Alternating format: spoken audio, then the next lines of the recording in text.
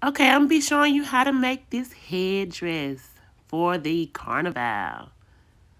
These are things that you were going to need. You need a sun visor, some beautiful jewels, and some feathers for your hat, and a hot glue gun, and some scissors. Okay, let's go, y'all.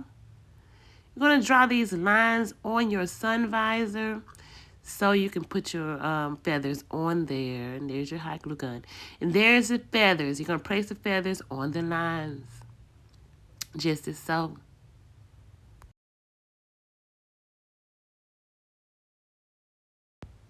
Just keep putting feathers on it. It's going to look great.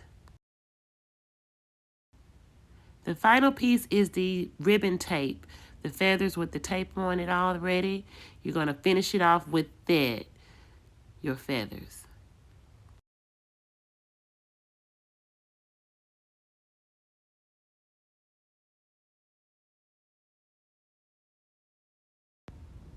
After you get through with the feathers, you're going to put your jewels on that you've chosen for your Carnival headpiece or showgirl headpiece. They're both beautiful.